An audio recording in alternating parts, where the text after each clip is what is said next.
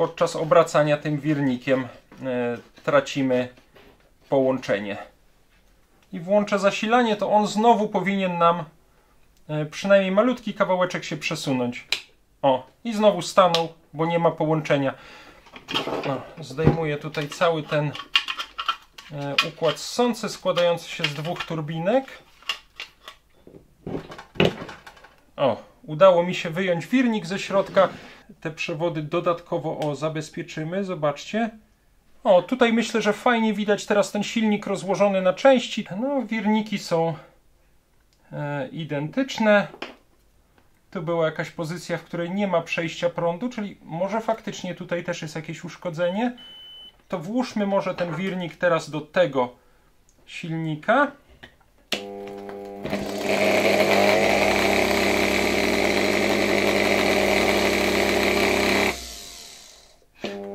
No widać tam niestety bardzo duże iskrzenie na szczotkach. Wymienianie w tej chwili tych wirników tutaj to byłoby na zasadzie zamienił stryjek siekierkę na kijek, bo ten wirnik też jest uszkodzony.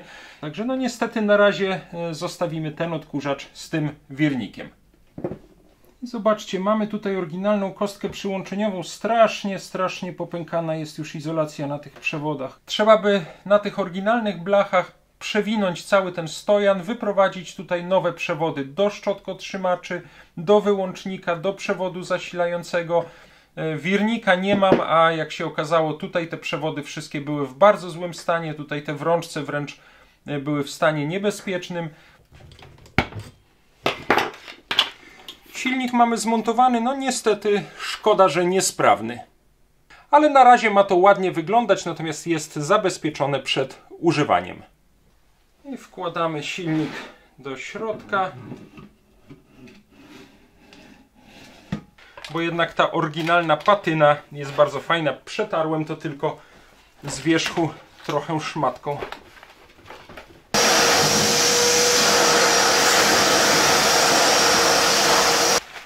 Zobaczcie, przyznaję, że trochę się z tym namęczyłem. To jest cały ten plastrowy oplot. Jeszcze tutaj udało mi się to chyba wszędzie zreperować, powtykać. Tu się już nie rozłazi. A pamiętajmy, że jest to jednak urządzenie stuletnie i to, że niektóre tego rodzaju urządzenia są sprawne, jest raczej wyjątkiem niż regułą. Cześć, bardzo chciałbym Was dzisiaj zaprosić na drugi odcinek poświęcony temu staremu odkurzaczowi Electrolux 5 z lat 1920, no czyli jakby nie było już stuletniemu zabytkowi techniki. To jest odkurzacz, który został wypożyczony tutaj do mnie do warsztatu przez pana Wojciecha, któremu jeszcze raz bardzo za to dziękuję i za możliwość zaprezentowania tego odkurzacza tutaj na kanale. Odkurzacz jest niesprawny niestety. W pierwszym odcinku udało się nam go rozmontować, obejrzeliśmy sobie troszeczkę dokładniej niektóre ciekawe elementy tego odkurzacza, tak jak na przykład ten znajdujący się w środku oprócz worka na kurz filtr antybakteryjny dezynfekujący powietrze, przynajmniej w teorii dezynfekujący powietrze, które przelatywało tutaj przez ten odkurzacz. W poprzednim odcinku udało nam się także wyjąć silnik z tego odkurzacza. Sprawdziliśmy, że w bardzo dobrym stanie są tutaj szczotki. Sprawdziliśmy, że w zasadzie nie jest uszkodzony tutaj ten stary przewód przyłączeniowy. Stary, ale raczej, nie wiem, przypuszczam, że gdzieś w latach 50. wymieniany. Tutaj jest wtyczka gdzieś z końca lat 50. polska wtyczka. Okazało się też, że sprawny jest wyłącznik w tym odkurzaczu, no czyli wszystkie takie podstawowe przyczyny ewentualnego niedziałania tego odkurzacza wykluczyliśmy. Zobaczyliśmy też, że no w sumie dosyć luźno obraca się tutaj wirnik w tym silniku, mimo że pewnie dawno już nie były tutaj smarowane łożyska. Tutaj są dwie smarowniczki służące do smarowania łożysk.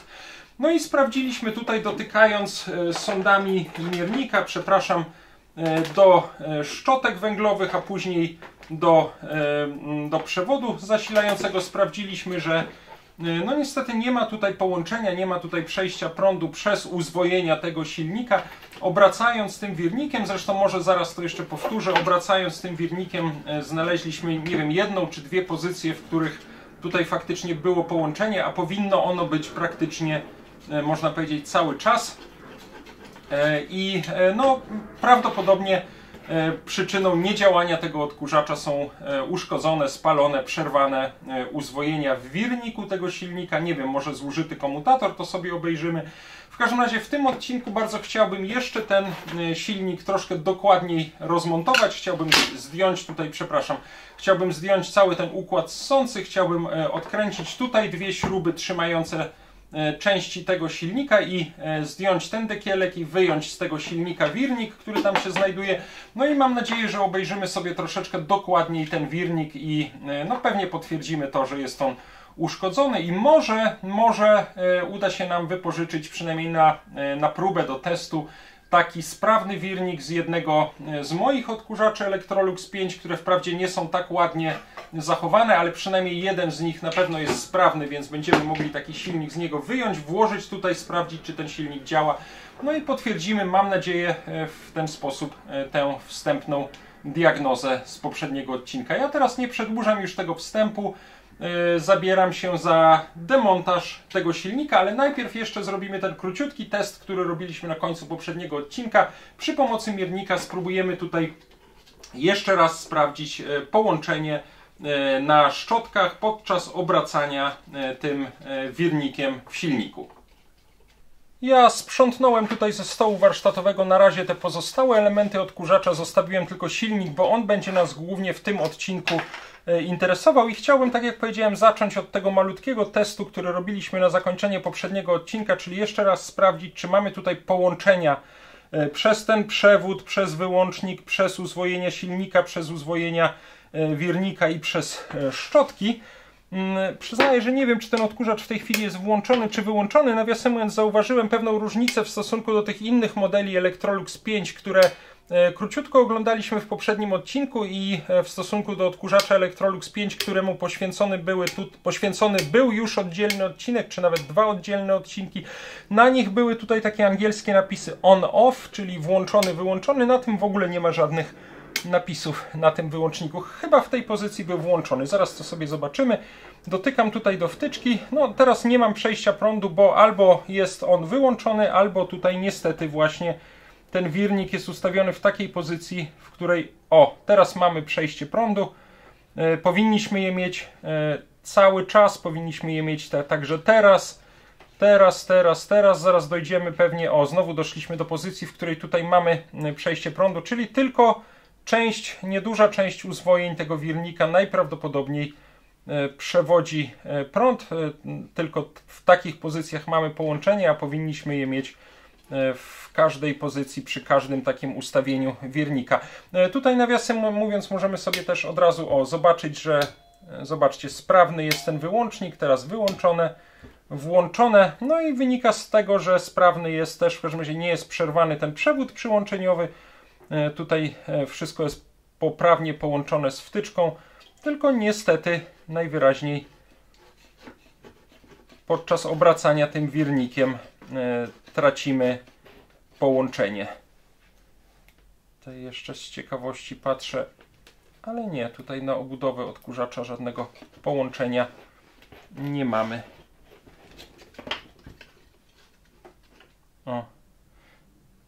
No teraz, gdybym ten odkurzacz podłączył do prądu, to nawet byłaby szansa, że on odrobinkę się przekręci.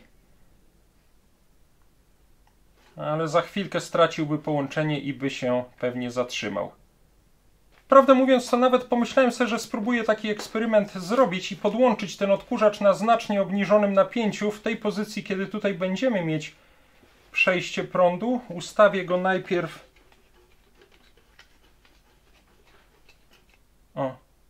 Ustawiam go tak, że mamy połączenie. Dobra. Podłączę tutaj do listwy zasilającej, którą mam podłączoną do mojego regulatora napięcia. Tutaj jest znacznie zmniejszone napięcie. Muszę ustawić ten silnik tak, żeby on tutaj o nic nie obcierał, i włączę zasilanie. Widzieliście? On się minimalnie obrócił, no i stracił połączenie. Gdyby tutaj dalej były te uzwojenia sprawne, gdyby było połączenie przez szczotki, przez komutator, przez uzwojenia wirnika, no to on by się dalej zaczął obracać. Natomiast teraz dojdę do dalszej pozycji, tej, gdzie będzie połączenie.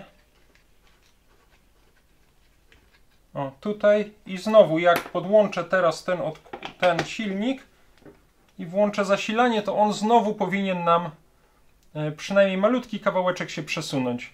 O, i znowu stanął, bo nie ma połączenia. Gdyby przynajmniej, nie wiem, na co trzecim, co czwartej tej lamelce, tym wycinku komutatora było przejście prądu, to on by z przerwami, ale jednak miał szansę przeskakiwać od jednego do drugiego i jakoś tam się obracać, pewnie dosyć mocno iskrząc. Natomiast jeżeli mamy tylko na przykład w dwóch naprzeciwko siebie położonych miejscach, czy w każdym razie w jednej takiej, czy w dwóch pozycjach, no to on nie jest w stanie wykonać takiego obrotu, żeby dojść do tej następnej pozycji, która znowu spowoduje, że się obróci dalej, no i po prostu się zatrzymuje. Ale widać, że generalnie miałoby to prawo działać, gdyby nie uszkodzone duża część uzwojeń tego wirnika. No nic, no nie pozostaje nam nic innego jak ten silnik rozkręcić, przy okazji go sobie obejrzymy, wyjmiemy z niego wirnik, jeszcze wyczyścimy porządnie komutator i sprawdzimy to jeszcze raz miernikiem. Myślę, że to był nawet dosyć fajny eksperyment, który pokazał nam, dlaczego ten silnik nie działa. No to weźmy się teraz za rozmontowanie tego silnika. Muszę tutaj przytrzymać ten wirnik i odkręcić śrubę, która tutaj się znajduje. Przytrzymam może przy pomocy rękawiczki, żeby się nie pokaleczyć. I odkręcam w kierunku odwrotnym do ruchu wskazówek zegara. Chyba jeszcze silników tych odkurzaczy Electrolux 5 tutaj nie odkręcaliśmy na kanale. Electrolux 7 wydaje mi się, że odkręcaliśmy, ale jest to trochę podobne. Tutaj mogę, chwileczkę, powinienem być w stanie, może zaraz to zrobię, zdjąć tę osłonkę układu ssącego. Nie wiem, czy nie będę musiał tutaj jej troszeczkę odgiąć. O, zdjąłem jedną taką nóżkę, drugą.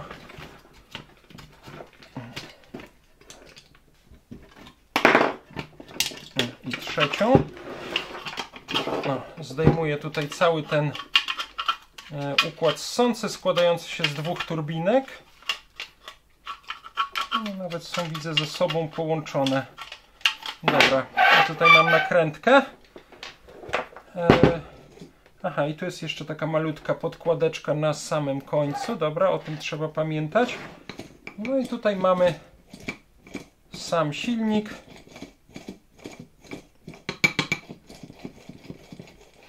Żeby wyjąć wirnik, musimy odkręcić te dwie śrubki. To jest jeszcze taka smarowniczka. O, zobaczcie, to powinno być regularnie nasączane oliwą. To może też na razie wyjmiemy. Tutaj do koszyczka włożę. I teraz odkręcę tutaj te dwie śrubki trzymające obudowę silnika. Ta się odkręca łatwo, ta druga też.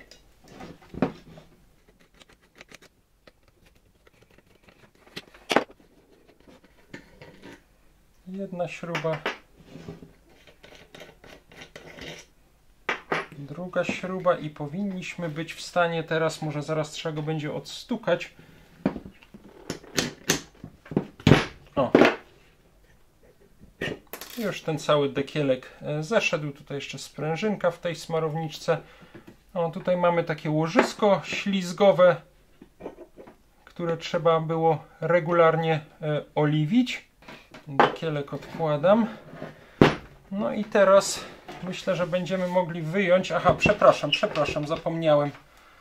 Mój błąd, trzeba jeszcze wyjąć szczotki, bo one tutaj niepotrzebnie obcierają o komutator w tej chwili.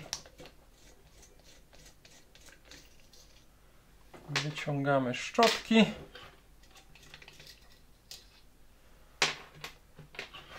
No i teraz powinniśmy być w stanie wyjąć tutaj wirnik ze środka. Okay, spróbujmy odkręcić też tę pokrywę łożyska. Ona nawet luźno się trzyma.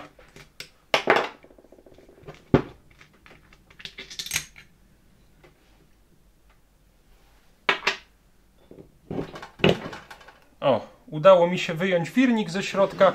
Zaraz go sobie dokładniej obejrzymy. Nawiasem mówiąc, przy okazji zobaczyłem, że tutaj w niektórych miejscach już kompletnie rozłazi się taka z oplotu wykonana izolacja tych przewodów idących do szczotek i tutaj do przewodów zasilających. Ja wyjąłem, w ogóle wylutowałem cały ten stojan i pomyślałem sobie, że może przynajmniej na te przewody nałożę dodatkowe termokurczki, żeby one je bardziej zabezpieczały, bo to jednak dotyka tutaj do tej aluminiowej obudowy tego silnika czy odkurzacza. No i szczerze mówiąc, nawet jeżeli na razie nic tutaj się nie działo, to jest to, prawdę mówiąc, kwestia czasu, aż ta izolacja przestanie pełnić swoją rolę, a tak mam nadzieję, że przynajmniej jeszcze na jakiś czas te przewody dodatkowo zabezpieczymy. Zobaczcie. Może powinienem mieć taką ładną brązowe termokurczki, no ale niestety takich akurat już nie mam. To byłoby tutaj, no przynajmniej na tych kawałkach, które dotykają tutaj do tej obudowy. Tutaj już założyłem taką czarną termokurczkę. O, tu mam jeszcze jedną czarną.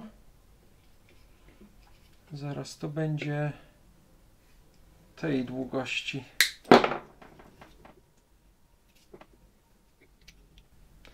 Ja sobie to zaraz powolutku porobię i pokażę Wam, jak to wyszło. Mam nadzieję, że będzie to takim pewnym dodatkowym zabezpieczeniem. I tutaj mniej więcej tej długości by to było. No tutaj na tym przewodzie się bardzo ta izolacja już rozchodzi. Dobra, tutaj już mam. Tam już w środku to jest izolowane. Najważniejsze, żeby tutaj wystawało. Dobra, miałbym te 4 przewody ładnie zabezpieczone. Jeszcze troszeczkę je...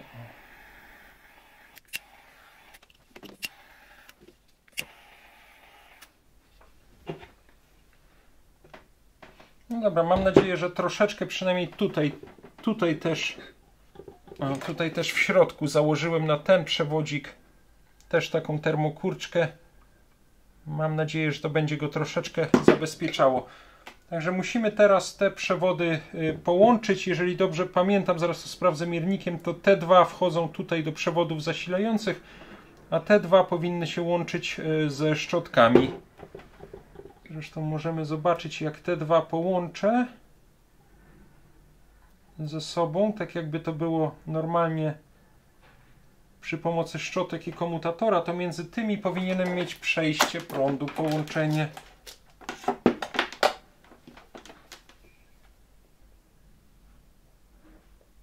O, mam.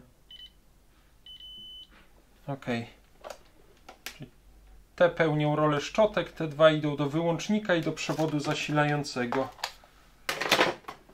Mamy to wtedy wszystko szeregowo połączone.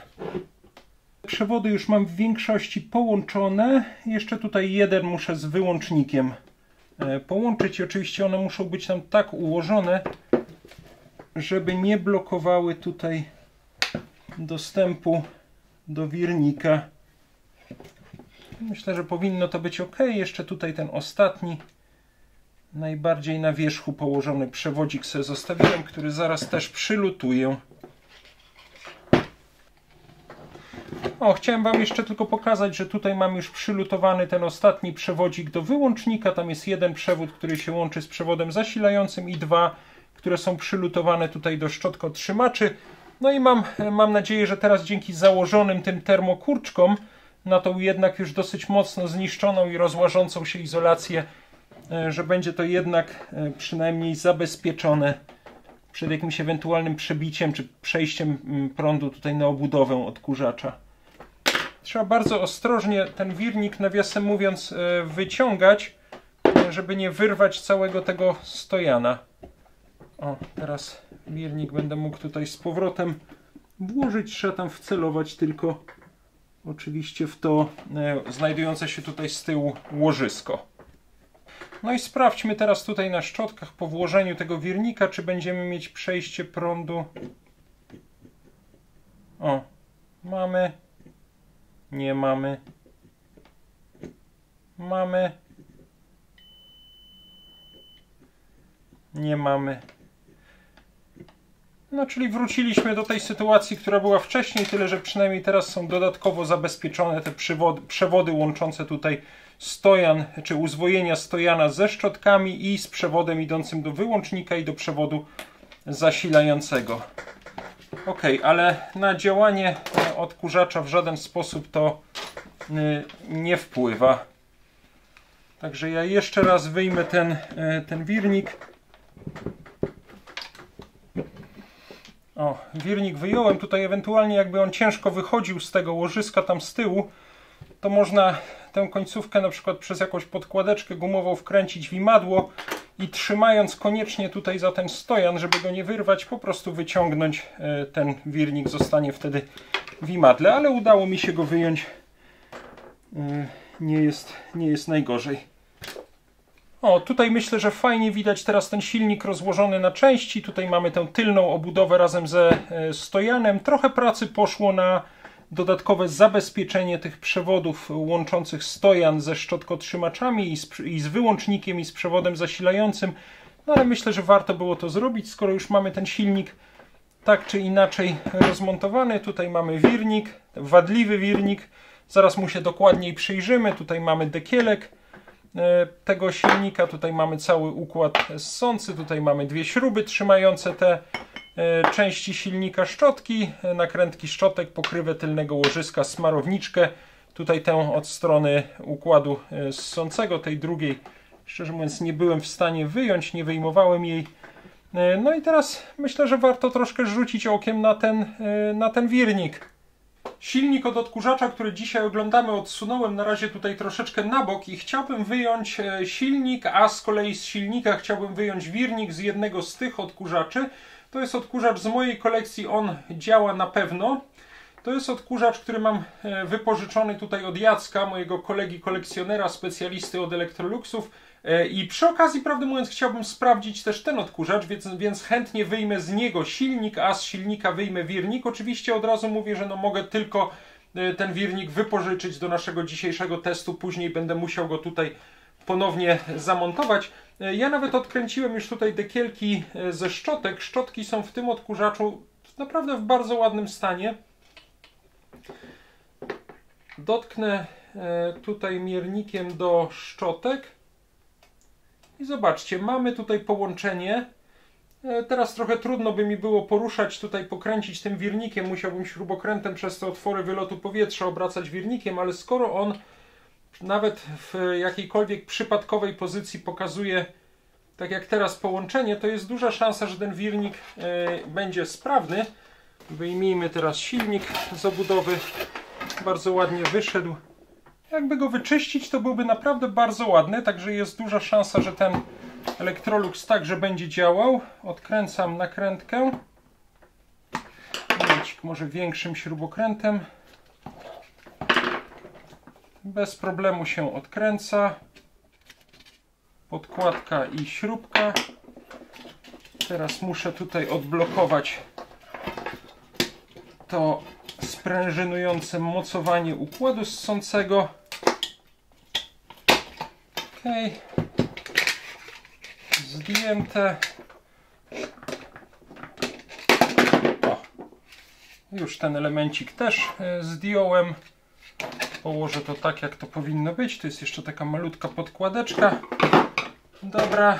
I teraz możemy odkręcić tutaj te śruby trzymające ten dekielek od silnika. O, nawet one dosyć luźno, przynajmniej ta jedna, ta druga też bardzo luźno się obraca. Szczotki mamy już wyjęte, tak. Mam jedną śrubę, drugą śrubę. Teraz uwaga, tutaj muszę trzymać za ten stojan, żeby go nie wyrwać i nie zerwać tutaj przewodów. No. O, zobaczcie, nawet od razu z wirnikiem wyszedł.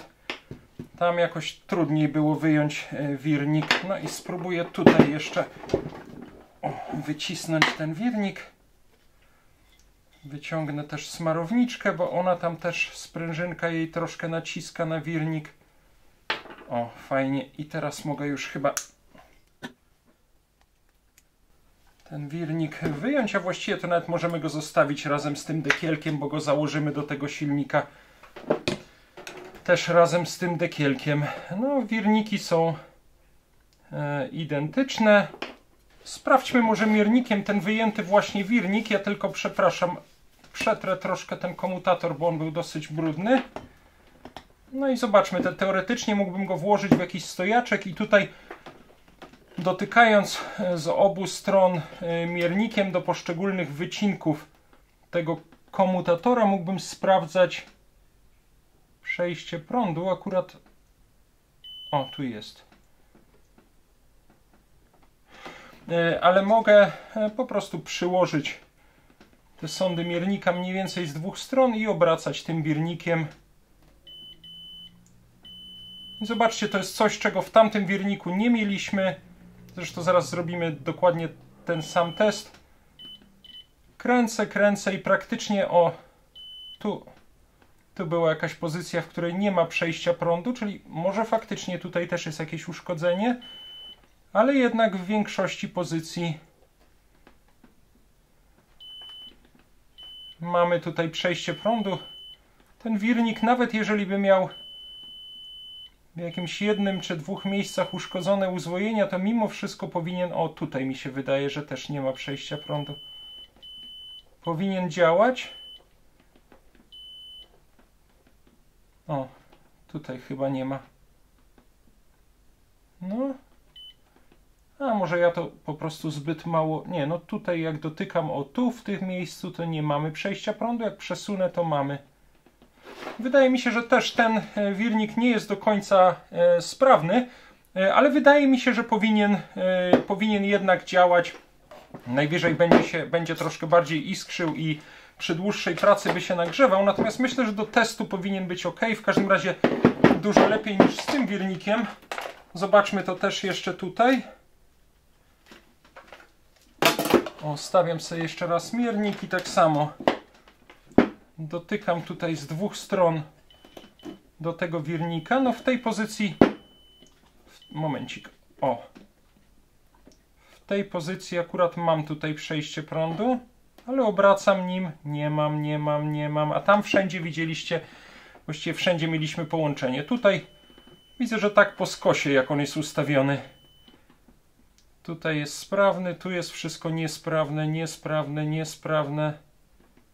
O, i znowu dochodzę tutaj, o, mniej więcej w tych pozycjach mamy przejście pomiędzy tymi wycinkami komutatora z jednej i z drugiej strony. We wszystkich innych nie mamy, a to połączenie zależy od uzwojeń tutaj nawiniętych na cały ten wirnik. Tylko tutaj ma szansę zadziałać króciutko ten silnik, przekręci się kawałeczek, tutaj jest już zrywane połączenie. Dobra, nie ma co. Włóżmy może, tak, to jest ten silnik, który teraz rozkręcaliśmy, to włóżmy może ten wirnik teraz do tego silnika.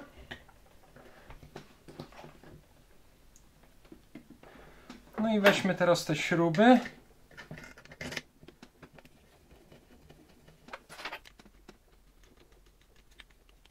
Z jednej i z drugiej strony.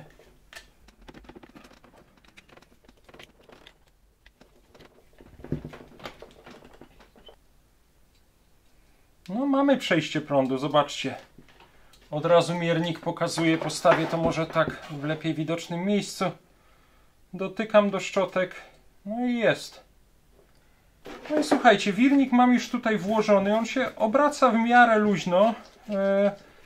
Mam go podłączonego do naszego regulatora napięcia, no i spróbujmy, zobaczmy, czy on ruszy.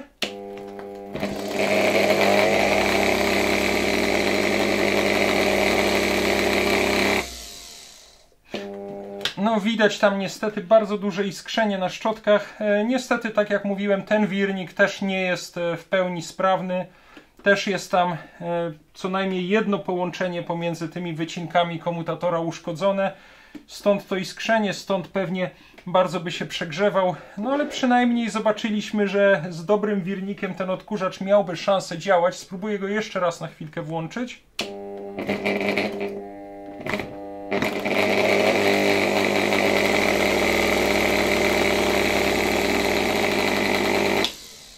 No Dobra, nie będę go męczył, bo nie ma co, tam bardzo widać wyraźne iskrzenie na szczotkach.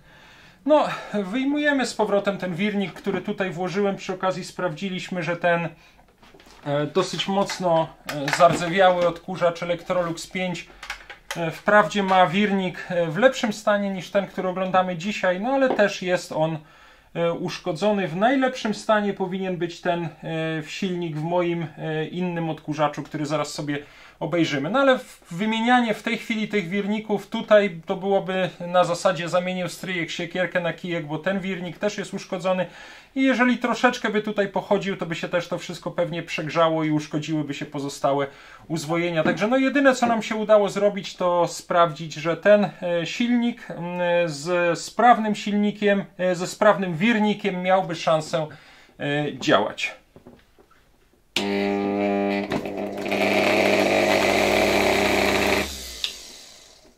Dobra, wymieniamy z powrotem te wirniki. Tak sobie nawet myślę, że być może tak to właśnie wyglądało, że najpierw w tym wirniku uszkodzeniu uległo jedno uzwojenie, on zaczął bardzo iskrzyć, bardzo się nagrzewać, pracował dalej, aż w końcu stopniowo spaliły się kolejne uzwojenia. O, przepraszam, zawsze ten błąd robię. Lepiej najpierw wyjąć szczotki.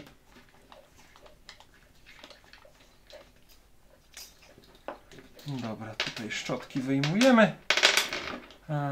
No i to jest tak, ciepły jest, bardzo jest ciepły ten wirnik.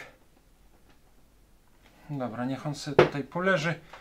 No a my niestety włożymy z powrotem do tego silnika ten uszkodzony wirnik, który już sobie oglądaliśmy. No i na razie będzie musiał tam poczekać, aż ewentualnie znajdę jakiś Electrolux 5, którego nie szkoda będzie rozkręcać na części, jakiś na przykład z pogiętą, zniszczoną, zardzewiałą obudową, ale w którym będzie się znajdował w miarę dobry silnik ze sprawnym wirnikiem. Ja wtedy się skontaktuję z właścicielem tego odkurzacza, z panem Wojciechem i umówimy się wtedy po prostu na wymianę takiego wirnika. Na razie nie mam sprawnego wirnika, który mógłbym tutaj do tego odkurzacza włożyć. No musiałbym wyjąć taki silnik z mojego jedynego sprawnego odkurzacza Electrolux 5. No oczywiście trochę szkoda to robić, bo tamten odkurzacz pozostałby niesprawny. Także no niestety na razie zostawimy ten odkurzacz z tym wirnikiem. Troszkę tutaj na stole posprzątałem, położyłem z powrotem elementy naszego dzisiejszego odkurzacza. Podsumowując ten test, który przed chwilą robiliśmy, częściowo udany, no bo jednak udało nam się ten silnik z wymienionym wirnikiem uruchomić, no ale niestety wirnik, który mieliśmy do dyspozycji, też nie był w 100% sprawny. Też tutaj przynajmniej jedno jakieś uzwojenie było spalone. Bardzo iskrzył. Zanim ten odkurzacz zmontujemy, no niestety z tym niesprawnym silnikiem, to ja jeszcze chciałbym zajrzeć tutaj do rączki, zobaczyć jakie są te przewody od tego przewodu zasilającego, którego na razie nie będę wymieniał, bo po pierwsze widać, że on nie jest uszkodzony, po drugie na razie nie będzie wymiana tego przewodu potrzebna. Jedyne co później zrobimy pod koniec, to tylko poprawimy jeszcze o to mocowanie wtyczki, bo tutaj się ten oplot rozłazi. Ale chciałbym teraz zajrzeć tutaj pod tego słonia, czyli pod tę okładzinę rączki. Ciekawi mnie, czy będzie tutaj oryginalna kostka przyłączeniowa Electroluxa, taka z logo Lux, jaką widzieliśmy przy co najmniej jednym innym typie takiego odkurzacza. Aha, nawet jest chyba fajniejsza. Zaraz muszę ją chyba od drugiej strony odkręcić. Momencik, może to przykręcę z powrotem, bo ona jest chyba zintegrowana z tą rączką. Zaraz to sobie obejrzymy. Podnoszę rączkę. I zobaczcie, mamy tutaj oryginalną kostkę przyłączeniową. Strasznie popękana jest już izolacja na tych przewodach. Kurczę, no. Tutaj na szczęście w rączkę one wchodzą jeszcze w takiej rurce z papieru preszpanowego, ale tutaj ta izolacja kompletnie pęka. Tak naprawdę to warto byłoby te obydwa przewody wymienić. Natomiast jest tutaj bardzo fajna ta kostka przyłączeniowa. Właściwie dwa takie metalowe elementy łączące tutaj te przewody zasilające z przewodami idącymi dalej do silnika. One obydwa są tutaj zamocowane w takiej bakelitowej podstawce. O, fajnie. Te przewody są w trochę lepszym stanie. Natomiast ten na pewno już pęka. Ten drugi chyba też. No, zobaczcie, on jest tutaj, kurczę, w ogóle wychodzi już to i niewiele brakuje, żeby to dotknęło w ogóle tutaj tej aluminiowej rączki. No to dla bezpieczeństwa absolutnie tak by to nie mogło pozostać. Zastanawiam się, czy na chwilkę tego wszystkiego jeszcze nie wymontować i nie wyjąć tego wyłącznika. O, to na chwileczkę wyjmę. Tutaj te przewody poprawiliśmy, zabezpieczyliśmy je takimi termokurczkami, no ale te niestety w dalszym ciągu są w bardzo, bardzo złym stanie. Spróbuję tutaj wyjąć ten wyłącznik. Z tego co pamiętam, żeby to się nie wyrwało, z tego co pamiętam, to trzeba ten wyłącznik przekręcić. O, i wtedy można go stąd wyjąć. Wyjąłem. Powinniśmy być w stanie go teraz też tutaj wysunąć. No i wychodzi mi ten jeden popękany przewód. No ale obydwa te przewody, prawdę mówiąc, trzeba by tutaj wymienić. One się nie nadają. To jest po prostu niebezpieczne korzystanie z nich. O, i ten też. Zobaczcie. Ja tu nałożyłem termokurczkę dotąd, a dalej było to niezabezpieczone, no a ten kompletnie widać, że się rozlazł. Tutaj w ogóle spod tej izolacji wyszły druty. Ale już je raz wymienialiśmy. Pamiętam w odkurzaczu Electrolux 7. Dokładnie podobny problem był chyba w Electrolux 7, może w tym Electrolux 5 od Jacka, nie pamiętam. Teraz trzeba by tutaj przez ten otworek wprowadzić przewody do środka. Jeden z nich połączyć tutaj z wyłącznikiem, a jeden może tutaj z powrotem o to rozłączyć i dać go zamiast tego przewodu. No to zaraz to też jeszcze przy okazji zrobimy, bo w ten sposób wszelkie próby robione z tym odkurzaczem byłyby niebezpieczne. I tak dobrze, że podczas naszych eksperymentów tutaj nic się nie stało. Ja przyznaję, żeby nie przedłużać tego odcinka, pobawiłem się tutaj już trochę tym poza kamerą, poza nagrywaniem. No ale niestety muszę przyznać, że trochę na tych przewodach poległem, to znaczy wymieniłem tutaj, tak jak mówiłem wam wcześniej, w rączce dałem dwa nowe przewody, bo zwłaszcza w jednym z nich bardzo już ta izolacja się rozchodziła. No tutaj też niestety jeden z tych przewodów w ogóle założyłem nowy, tutaj założyłem nowy, tu założyłem nowy. One się strasznie kruszą, ta izolacja stara, taka jakaś pleciona, bardzo się na nich już rozchodziła. No i niestety też same te druty, które tutaj wychodzą ze stojana, one są bardzo, bardzo kruche już. No i niestety w jednym momencie po prostu zauważyłem, że oderwał się tutaj wychodzący przewód z tych uzwojeń stojana. Ja tutaj nawet wprowadziłem ten z zaznaczoną czerwoną końcówką. To jest przewód ten idący tutaj od rączki. Natomiast no, w tej chwili nie mam go z czym tutaj połączyć. Nawet udało mi się odnaleźć końcówkę tego drutu tu w uzwojeniach, no ale nie mam tego jak tam z nim ponownie połączyć.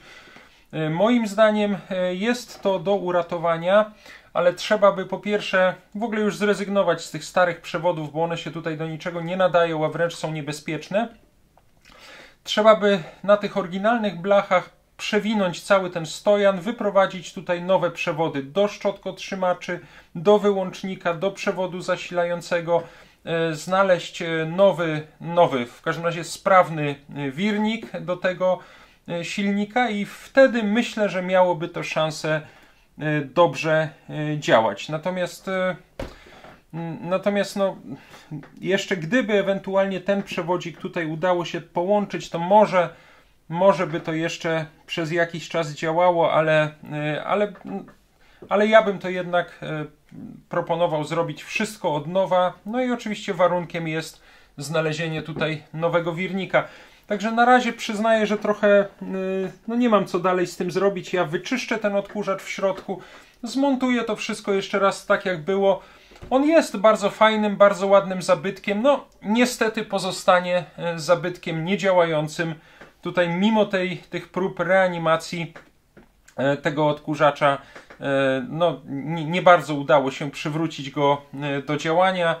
Wirnika nie mam, a jak się okazało, tutaj te przewody wszystkie były w bardzo złym stanie. Tutaj te wrączce wręcz były w stanie niebezpiecznym i takie łatanie ich też nie przyniosło rezultatu, więc trzeba by to po prostu wszystkie te przewody, łącznie tutaj z tymi uzwojeniami stojana, no po prostu trzeba by to wymienić na nowe i wtedy ten odkurzacz mógłby działać. Tak mi się przynajmniej wydaje, bo wydaje mi się, że już zabawa w rozwijanie tutaj tego uzwojenia, szukanie tej końcówki, łączenie z tym przewodem, nie wiem, chyba nie ma sensu, bo za chwilę tutaj w tym miejscu albo w tym miejscu się ten przewód ukruszy, bo one są, tak jak powiedziałem, już bardzo kruche. Montuję to w takim razie, wyłącznik już tu z powrotem włożyłem, przeczyszczę to jeszcze i montuję to wszystko, żeby przynajmniej ten odkurzacz ładnie wyglądał. Tutaj pokażę Wam jeszcze tylko szybko przewody te nowe podłączyłem tutaj do kostki przyłączeniowej, natomiast no nie ma sensu, żeby one były zasilane, więc ten przewód przyłączeniowy po prostu zakleiłem taśmą izolacyjną i termokurczkami na końcu. On tutaj na razie zostaje, aczkolwiek jeżeli by kiedyś podejmować próbę naprawy tego silnika, przewinięcia tego stojana, czy wymiany tego stojana, wymiany wirnika, to jednak należałoby wymienić też ten przewód, jeżeli on by miał faktycznie zasilać działający odkurzacz. Jako taki zabytkowy przewód może tutaj pozostać. Ja jeszcze tylko ewentualnie zakleję tutaj jeden z tych bolców na wtyczce, żeby ktoś tego nie wtykał do gniazdka, no ale z tej strony są one zabezpieczone. Tutaj już nie będzie połączenia na obudowę czy na te przewody w odkurzaczu. Troszeczkę to wszystko wyczyściłem tutaj. Aha, musimy jeszcze włożyć wyłącznik. Wyłącznik zamontowałem w środku, ale tu jest jeszcze taka sprężynka w tej rączce, którą muszę wcisnąć i muszę włożyć cały ten bakelitowy element. On, nawiasem mówiąc, z jednej strony jest ok, ale z drugiej też już jest bardzo zużyty i przypuszczam, że nie będzie długo działał. Dobra, spróbuję go teraz może od tej strony włożyć.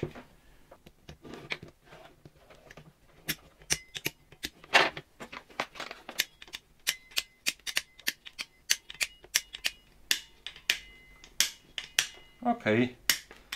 Wyłącznik mamy zamontowany. No to teraz to, co już robiliśmy, czyli montuję tutaj wirnik w środku. Dobra, nakładam dekielek w tę stronę. Może ja go jeszcze troszeczkę też tutaj wyczyszczę.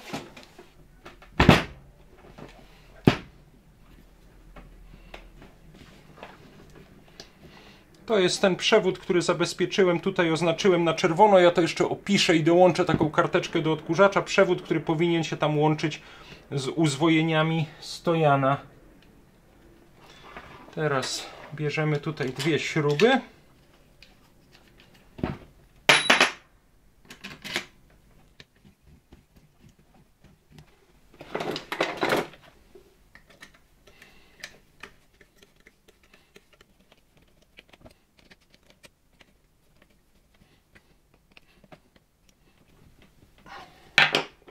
Śruby dokręcone, wirnik tutaj się obraca.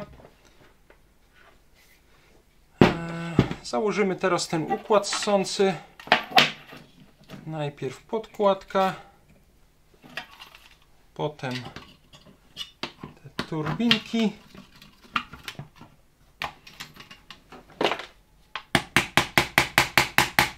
O. Tutaj to już nacisnąłem.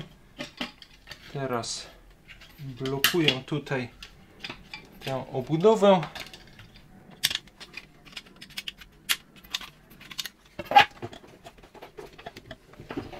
Ok, wirnik może się tutaj obracać. Ok, nakładam rączkę. okładzinę rączki. Tutaj mam śrubki. Dobra, teraz jeszcze zapomniałem, przykręcimy tutaj ten cały układ ssący.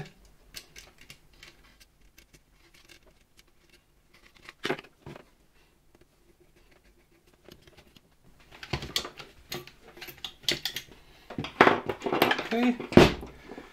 Wkładamy tutaj sprężynkę, filc, może jeszcze troszkę na oliwie, chociaż to tak naprawdę nie ma znaczenia, bo i tak ten silnik nie będzie działał. Tutaj ten filc do smarowniczki. Teraz włożymy szczotki.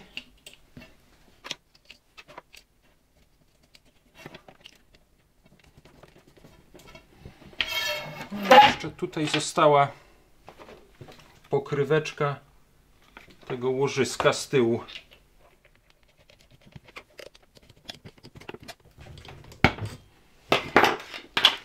Silnik mamy zmontowany, no niestety szkoda, że niesprawny. Ja jeszcze chciałbym tylko, ponieważ to po prostu wygląda nieładnie, chciałbym tutaj poprawić mocowanie tej wtyczki. Ona na funkcjonowanie tego odkurzacza i tak nie będzie miała żadnego wpływu, bo ten przewód jest tutaj w rączce odłączony, ale po prostu nieładnie to wygląda, więc nawet jeżeli ten odkurzacz ma stać gdzieś w kolekcji, a przewód przyłączeniowy jest w miarę ładny w tym oplocie, no to niech tutaj też będzie to przynajmniej ładnie zrobione, niech to przynajmniej ładnie wygląda. O, tutaj wtyczkę mam już ponownie założoną. Tutaj założyłem taką termokurczkę, która troszeczkę chroni ten oplot. Myślę, że wyszło to teraz całkiem ładnie to wygląda. Natomiast zauważcie, założyłem tutaj też termokurczkę na jeden z tych bolców wtyczki. Ja tak robię zawsze z moimi urządzeniami, które nie są przeznaczone do użytku, są po prostu zabytkami, no żeby ich omyłkowo nie podłączyć do gniazdka, do zasilania, aczkolwiek tutaj w tym przypadku i tak nie powinno się nic stać, ponieważ przewody wchodzące do rączki z przewodu zasilającego są odłączone i zaizolowane, no ale na wypadek, gdyby gdzieś tutaj pojawiło się jakieś przebicie izolacji, gdyby gdzieś tutaj ta izolacja była wewnątrz ukruszona, no to też mogłoby to być niebezpieczne, także przy ewentualnej kolejnej próbie naprawy tego odkurzacza trzeba będzie wymienić także cały ten przewód zasilający. Oczywiście można znaleźć też taki bardzo podobny w czarnym oplocie. Ale na razie ma to ładnie wyglądać, natomiast jest zabezpieczone przed używaniem. No to stawiamy sobie odkurzacz i wkładamy silnik do środka.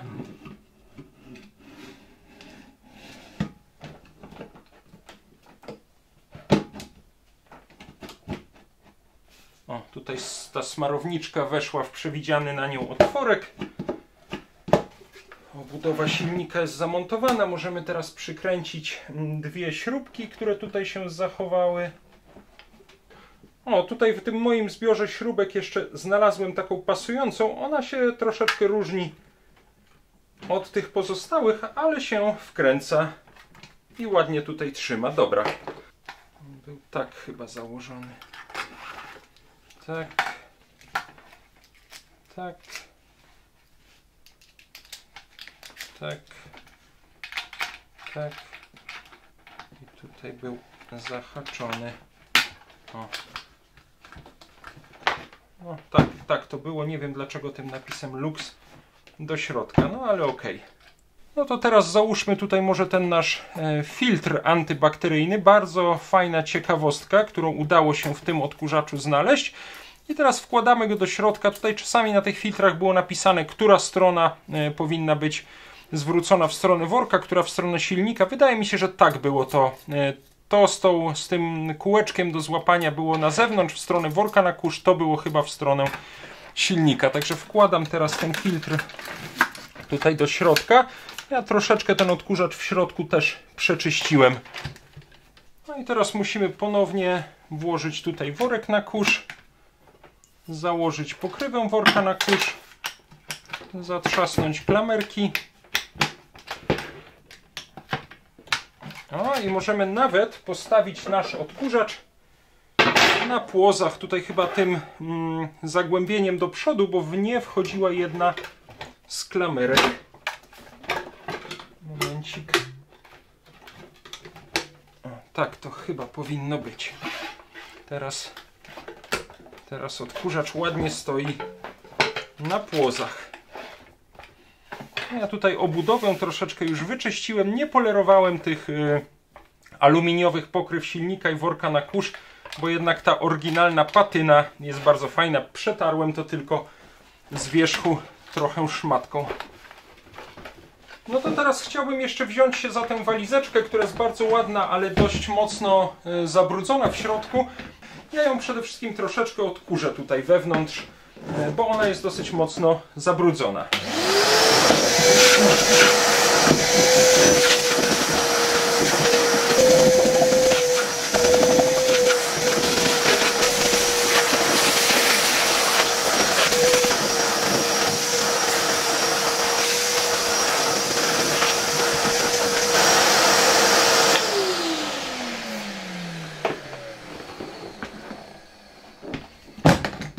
Od wewnątrz walizeczka jest już w miarę wyodkurzana, jeszcze ją troszeczkę wyczyszczę od zewnątrz.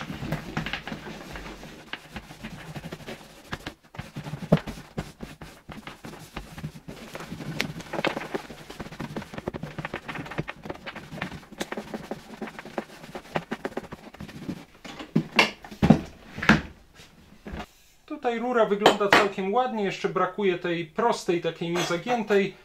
Ssawki też są ok. Nie jestem pewien, czy to nie jest polska ssawka z RFS, z Rzeszowskiej Fabryki Sprzętu Gospodarskiego, gdzieś z lat 50., ale nie jestem tego pewien. Trochę szpetnie wygląda ten wąż w tym plastrowym oplocie. Ja bym jednak spróbował go ewentualnie rozwinąć, tylko odłożę na bok tę wyczyszczoną walizeczkę. Zobaczcie, przyznaję, że trochę się z tym namęczyłem. To jest cały ten plastrowy oplot. Tutaj był owinięty ten wąż plastrem, pod spodem jeszcze starą taśmą izolacyjną. No, nawet pomysłowy, dobry pomysł na to, żeby ten wąż uszczelnić. Natomiast pod spodem znajduje się bardzo fajny, oryginalny, zobaczcie, ten metalowy wąż Electroluxa. Troszeczkę się bałem, czy on gdzieś nie będzie popękany, czy to nie będzie się rozłaziło, ale nie, on jest w całkiem niezłym stanie, prawdopodobnie jest już nieszczelny, dlatego został tym plastrem owinięty. Natomiast ten plaster troszkę to szpecił. Teraz ja ten wąż jeszcze zaraz wyczyszczę, będzie naprawdę fajny eksponat. O, tutaj już mam ten wąż w miarę wyczyszczony. Nawiasem mówiąc, zauważyłem, że on jednak się tutaj w kilku miejscach rozłazi, ale udało mi się to chyba wszędzie zreperować, powtykać. Tu się już nie rozłazi. Tu się chyba jeszcze rozchodził, ale to się już chyba trzyma. No nie można go mocno wyginać, nie można za niego ciągnąć. Na pewno jest on już nieszczelny, ale jest bardzo fajnym, ciekawym, metalowym, oryginalnym wężem od Electroluxa. To ja włożę teraz to wszystko do tej walizeczki. Jeszcze może zanim spakuję to wszystko do walizeczki, chciałem ten odkurzacz i akcesoria postawić tutaj na stole. Myślę, że wizualnie jest to bardzo ładny zabytek techniki. No, żałuję oczywiście, że nie udało się tego odkurzacza uruchomić, ale tak to ze starymi urządzeniami bywa, nawet jeżeli zewnętrznie wydają się bardzo ładne. A pamiętajmy, że jest to jednak urządzenie stuletnie i to, że niektóre tego rodzaju urządzenia są sprawne, jest raczej wyjątkiem niż regułą. Podsumowując, widzieliśmy, że w tym odkurzaczu wymiany wymaga przede wszystkim wirnik, który ma spalone uzwojenia i nie jest w stanie w ten sposób działać. No ale jak zaczęliśmy demontować ten odkurzacz, to okazało się też, że przewody, które tutaj w środku się znajdują, są już w bardzo złym stanie. Rozchodzi się izolacja, rozpadała się izolacja na przewodach prowadzących tutaj w rączce do wyłącznika. Schodziła izolacja z przewodów, które prowadziły do uzwojeń stojana i do szczotek. Ja starałem się niektóre z nich wymienić, na niektórych z nich przy pomocy termokurczek tę izolację dodatkowo zabezpieczyć. No ale okazało się też, że te druty w przewodach są już bardzo kruche.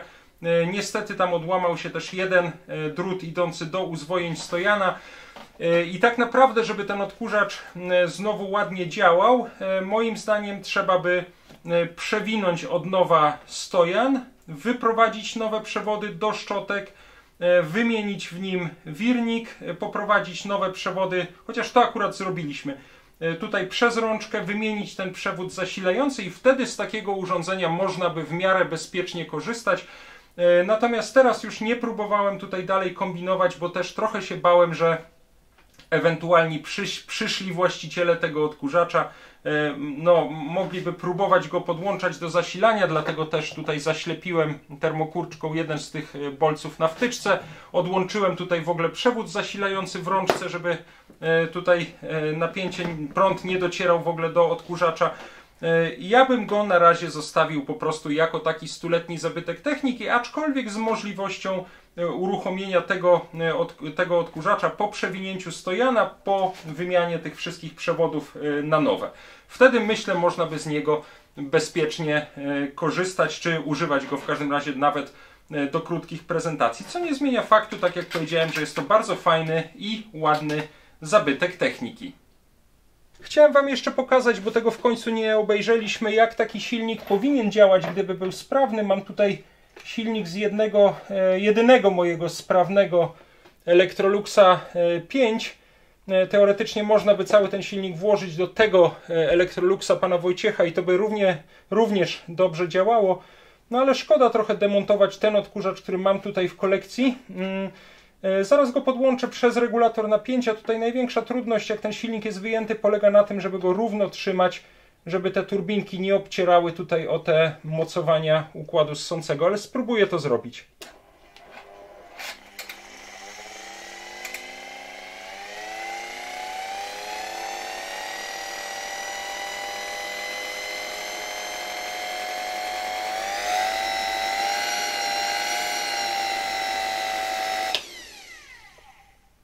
Ten silnik działa bardzo fajnie. Zaraz go jeszcze zamontuję w środku w odkurzaczu i zobaczymy, jak działa cały taki odkurzacz Electrolux 5 ze sprawnym silnikiem. No i sprawdźmy teraz działanie tego Electroluxa 5.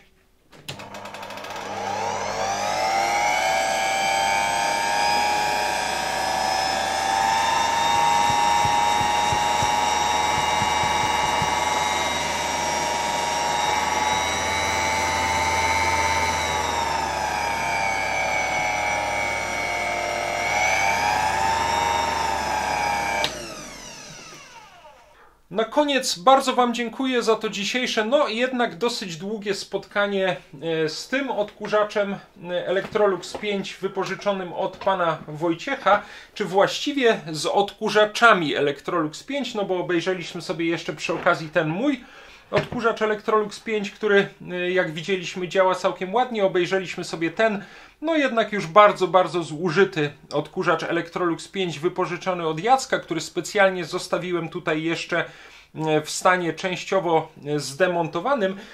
Myślę, że mimo iż nie udało się tego odkurzacza dzisiaj zreperować, to jednak ten odcinek był potrzebny, ponieważ przede wszystkim, no myślę, że dosyć dokładnie obejrzeliśmy sobie konstrukcję tych odkurzaczy Electrolux 5. Obejrzeliśmy sobie, jak są zbudowane tutaj silniki i przede wszystkim porządnie zdiagnozowaliśmy, na czym polegają problemy tego odkurzacza i co trzeba zrobić, żeby ewentualnie przywrócić go do działania, bo moim zdaniem przywrócenie tego odkurzacza do działania jest możliwe, aczkolwiek, tak jak już tutaj mówiłem, warto byłoby cały ten stojan w odkurzaczu przewinąć, poprowadzić tutaj wszędzie nowe przewody, już nie bawić się w łatanie tych starych, bo to jest mało skuteczne i niebezpieczne. No i trzeba będzie też znaleźć nowy wirnik do tego odkurzacza, no albo spróbować też przewinąć, ale ja w tej chwili nie jestem w stanie tego zrobić, przewinąć ten oryginalny wirnik, który tutaj się znajduje. Myślę, że jeżeli pan Wojciech zgodzi się jeszcze ten odkurzacz u mnie na trochę zostawić, to spróbuję się przynajmniej podjąć przewinięcia tego stojana. Byłby to też ciekawy temat na następny film. Ja między innymi specjalnie dlatego ten silnik tutaj zostawiłem na wierzchu, bo chciałbym przede wszystkim zobaczyć, jaka jest średnica drutu nawojowego, z którego wykonane są te uzwojenia. Chciałbym zobaczyć, ile tutaj jest tych nawinięć, tych uzwojeń. Chciałbym zobaczyć, jakie wymiary mają dokładnie tutaj te uzwojenia i wtedy zaopatrzę się we wszystkie potrzebne mi elementy czy części i spróbuję ten silnik w tym odkurzaczu od nowa przewinąć. Wtedy pozostanie nam już tylko w cudzysłowie wymiana wirnika. No ale to ewentualnie, czy tym ewentualnie zajmiemy się w jakimś następnym odcinku. Za dzisiaj jeszcze raz bardzo Wam dziękuję. Te odkurzacze na razie odkładam, ale do tych Electroluxów 5, właściwie do wszystkich tych odkurzaczy, które tutaj leżą na stole, będziemy jeszcze kolejno wracać i myślę, że będą to też ciekawe odcinki.